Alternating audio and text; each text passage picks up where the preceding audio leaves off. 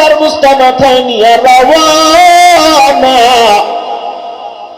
জানলার কিনারায় বৃদ্ধা মহিলার ঘরে, একটু ভেতরে যান, আমাকে একটু কাজ করার সুযোগ দেন। ওমরে ফারুক রাদিয়াল্লাহু তাআলা আনহু আটার বস্তা রেখে বৃদ্ধা মহিলা ভেতরে চলে গেলেন। ওমর নিজে আটা বের করে খামিরা বানায় নিজ হাতে রুটি বানানো শুরু করলেন। ওমরে ফারুক অর্ধজাহানের খলিফা নিজ হাতে রুটি বানাইয়া বলেন, আম্মা জান, কতদিন ধরে না জানি বাচ্চাগুলো খানা পায় না, অসহায় অনাহারে আছে। রুটি আপনিও খান, বাচ্চাকেও দেন। আটার বস্তা রেখে গেলাম, শেষ হওয়ার আগে চেষ্টা করবো আবার খোঁজ নেওয়ার জন্য। ওমর এবার বিদায় নেয়। আম্মা জান, আমি বিদায় নিলাম, আমার জন্য দোয়া করবে। বৃদ্ধা মহিলা কয়, দাঁড়াও দাঁড়াও হে যুবক, দাঁড়াও, তোমার জন্য আমি একটু মালিকের দরবারে দোয়া করে দেই। আল্লাহর বান্দি দোয়া করলেন, আল্লাহ, এই যুবকের তুমি আমার দেশের খেলাফতের দায়িত্বে যদি দিতা, আর ওমরের যদি তুমি নামাইয়া দিতা, আমার এই দেশ জান্নাতের বাগান হয়ে যাইত। ও আল্লাহ, তুমি এই যুবকরা কবুল করে নাও। মহিলা এখনো জানে না এই দেশের ক্ষমতাবান ওমর এই যুবক সন্তান। হযরত ওমর ঘটনার পরিচয়টা গোপন রেখে বিদায় নিয়ে চলে গেলেন। পরের দিন মসজিদে নববীর মধ্যে ওমর আদালতে বসে লোক দিয়ে পাঠায় দিয়ে বললেন, অমুক এলাকার বৃদ্ধা মহিলাকে আদালতে হাজির করে দাও। লোক যখন খবর দিয়া বলল, আম্মা জান, খলিফাতুল মুসলিমিন আপনাকে ডেকেছেন। মহিলা ভয়ে কাঁপতে শুরু করলো, কান্না শুরু করলো। মনে হয় আমার ফাঁসি হয়ে যাবে। গতকালের ঘটনা মনে হয় ওই যুবক ওমরের কানে লাগাই দিয়েছে। আল্লাহর বান্দি অন্তরে ভয়, চোখের পানি ছেড়ে কান্না, শেষ বিদায়।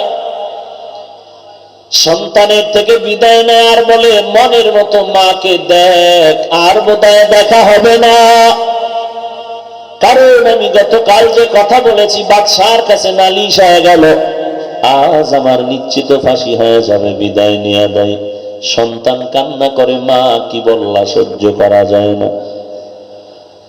আল্লাহর বান্দি বৃদ্ধা মহিলা ওমরের পরিচয় ভয়ে ভয়ে রওয়ানা। খলিফাতুল মুসলিমিনের দরবারে মহিলা রওয়ানা। ওদিক দিয়া ওমরে ফারুক মহিলার অপেক্ষায় দণ্ডায়মান হয়ে আছেন। মূল জায়গায় গিয়া দূর থেকে তাকায় দেখে, আরে যেই ব্যক্তি মূল জায়গায় দাঁড়ানো, ওই ব্যক্তি তো গতকাল ওই যুবক সন্তান। মহিলা আরো আশ্চর্য হয়ে গেল। ওমর দূর থেকে ইশারা করে বলে, আম্মা জান, কোনো ভয় নেই, নিরাপদে সামনে আসেন।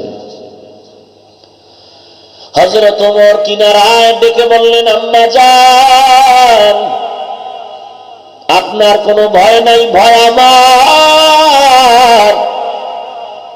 হযরত ওমর খলিফাতুল মুসলিমিন একটা লম্বা পাগড়ি হাতে নিয়া, পাগড়ির একটা মাথা দিয়া নিজের গলায় পেঁচালেন, আর পাগড়ির অগ্রভাগ দিয়ে কয়, আম্মা জান, এই পাগড়িটা নিয়ে আমার গলায় পেঁচানো আছে, বিচারটা করেন। আমার ফাঁসি লাগলে দেন, যে বিচার হয় করেন। কারণ আমি অপরাধী, কারণ বহু আগে আপনার খোঁজ নেওয়া দরকার ছিল, আমি সময় মতো নিতে পারি নাই, ক্ষমা চাই। দুনিয়াতে আমার বিচার হয়ে যাক, তারপরও আমি চাই না আমি ওমর আল্লাহর আদালতে আসামির কাঠগড়ায় দাঁড়াতে চাই। এমন যেন না হয়। এরে আম্মা জান, আপনি দয়া করে আমাকে মাফ করেন বিচার করার মাধ্যমে। এর নাম হলো তাকওয়া, এর নাম হলো আল্লাহর ভয়। ইয়া আইয়ুহাল্লাযীনা আমানুত্তাকুল্লাহা ওয়া কুলু কাওলান সাদীদা। এক নম্বর আদেশ আল্লাহকে ভয় করো, দুই নম্বর আদেশ জবানের হেফাজত করো। জবানের হেফাজত কেমনে করবি হে মুমিন? জবানের হেফাজত বান্দা তখনই করবে যখনই বান্দা জাহান্নামের ভয় অন্তরে জমা হয়ে যাবে। এক নম্বর জবানের হেফাজত করো, মিথ্যা কথার থেকে জবানটাকে বাঁচাও,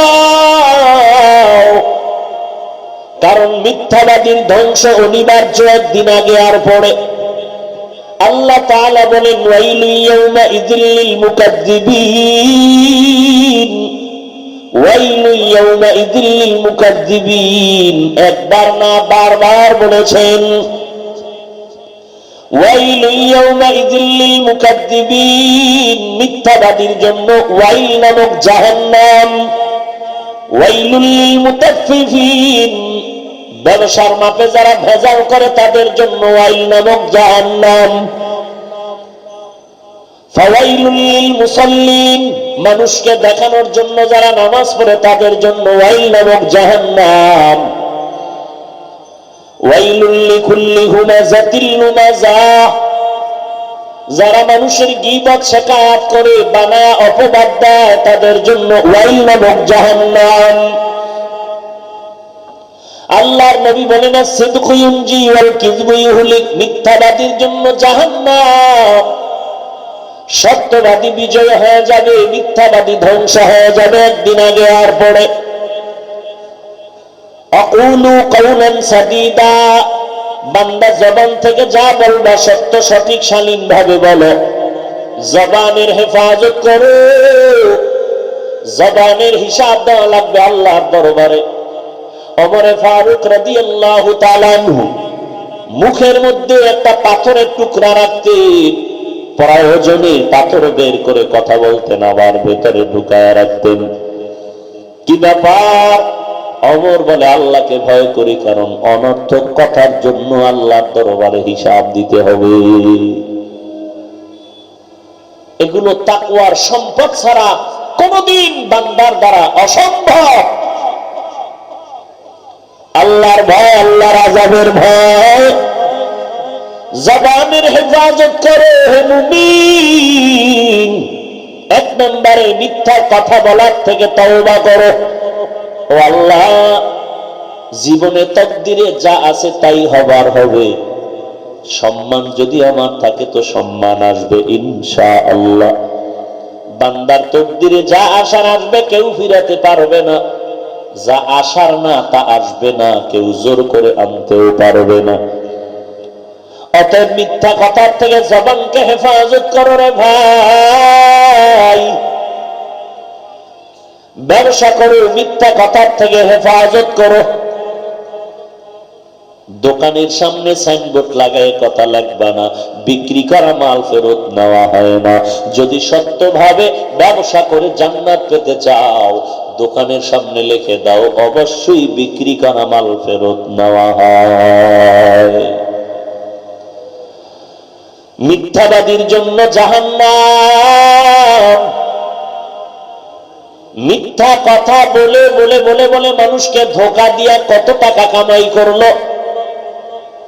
5 তলার বিল্ডিং তৈরি করলো, মিথ্যা কথা দিয়ে টাকা জুলুম করে নিল। সরকারকে ধোঁকা দিল, কর্মচারীকে ধোঁকা দিল, মানুষকে ধোঁকা দিল। 5 বছর লাগায় 5 তলা বিল্ডিং করেছে, পুঁজি হলো তার মিথ্যা। ব্যবসার ক্ষেত্রেও মিথ্যা, চাকরির ক্ষেত্রেও মিথ্যা। পরিণাম ফলটা কত ভয়ঙ্কর। দুদকের কর্মকর্তা এসে বলে তোমার ভেজাল আছে, হিসাব দেও, বিল্ডিং ভাঙতে হবে, রাখা যাবে না।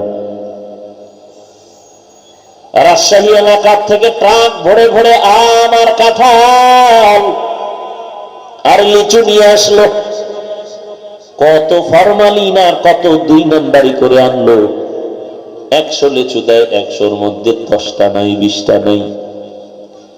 এইভাবে 2 নাম্বারি করে করে ট্রাক ট্রাক লিচু আম নিয়ে কত কোটি টাকার মালিক হয়ে গেল। আল্লাহ এমন ধরা খায়া দিলেন, 3 ট্রাক বিক্রি করে 2.5 লাখ টাকা পাইল। কালা পোশাক বাহিনী এইসব ধরা দিয়ে দেখলো সব ভেজাল। 2 লক্ষ টাকা জরিমানা, 8 দিনের জন্য জেলখানার মেহমান।